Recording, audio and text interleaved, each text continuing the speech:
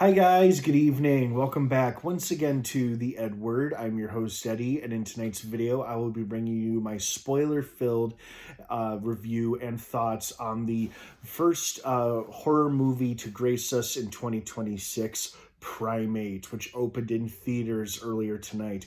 I just got back from a screening of it, thoroughly enjoyed it, and I want to share my thoughts about it with you guys. Now, before I begin, of course, please be warned, this is a spoiler-filled review, so if you haven't seen Primate and you intend to watch it tomorrow night or this opening weekend, you don't want to keep listening to or watching this review, as I will be discussing spoilers, plot details, character stuff, lots of death, all that jazz. That being said, you have been warned. Let's dive right back in. First and foremost, great watching this with a packed theater. Everybody had great reactions to some of the gnarliest, most brutal death scenes I have ever seen in a horror movie. All at the literal hands of a chimpanzee, a rabid chimpanzee at that. You know, what I liked about this movie is they took a simple enough premise and made it scary by adding the element of rabies. First of all, the idea of having a pet chimpanzee in my mind is terrifying enough, because rabies or no rabies, that chimp could just turn on you one day and rip you to pieces. Kind of like it did to that poor woman years and years ago who got her face ripped off by her friend's pet chimpanzee before the cops pumped him full of lead. I think that was in 2009. The woman fortunately survived, but has had multiple facial reconstruction surgeries since then, but she remains alive, I believe. The chimp obviously did not survive because the cops eventually put him down. But anyway, the idea of having a pet chimpanzee is not only insane, but insanely scary to me. So adding in the element that, hey, what if a pet chimp got rabies and went on a rampage killing everyone in his proximity? Pretty damn scary, and a great idea for a horror movie. I wonder if that's how they sold it to Paramount Pictures. I don't know. But for one, I'm glad they did sell this idea to Paramount and they made a movie about it, because it was wildly entertaining. From the opening kill in the opening scene, I knew we were in for a thrill ride, especially with how it just ripped the poor veterinarian's face off. I thought that is probably going to be the best kill of the movie, but then I was like, nope, I was mistaken, because later towards the end of the film, with one of the party boys shows up to the house and ends up in the bed with the chimp, and it sticks its fingers in his mouth and rips his lower jaw off.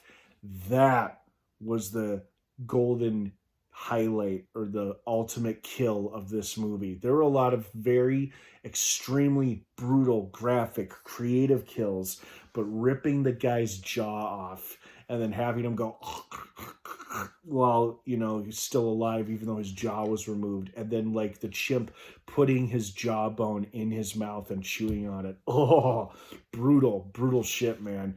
Great, entertaining, but fucking brutal.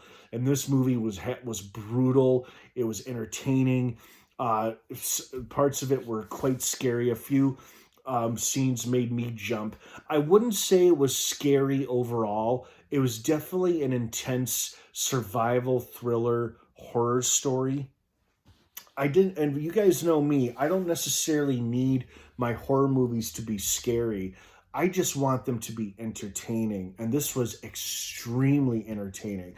A couple of solid jump scares, yes, but was it consistently scary? I would say no, but that's okay, because I still enjoyed it very much all the same. It had a decent body count. It had some exciting, intense sequences between the humans and the chimp, the main girls and the chimp. And then they had some dark humor moments in it, where after it threw the guy off the edge of the pool. First off, hats off to the guy for doing exactly what I would have tried to have done in that situation. Just push the chimp off the edge of the pool, off of the cliff.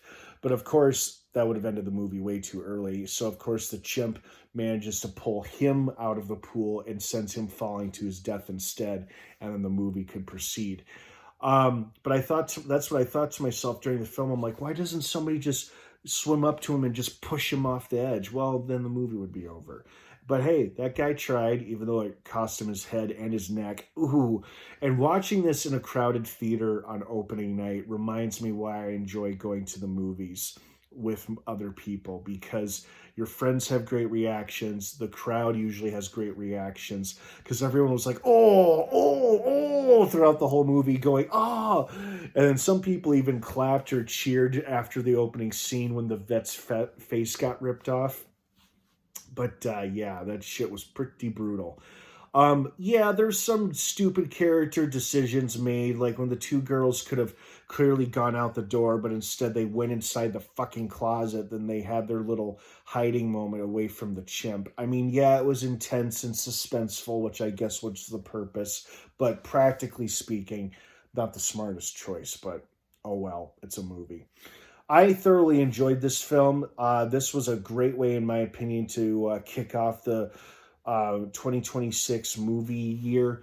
And I know this year is off to a very rocky start for a lot of reasons, but hey, at least we could still go to the movies and escape reality for a few hours or so.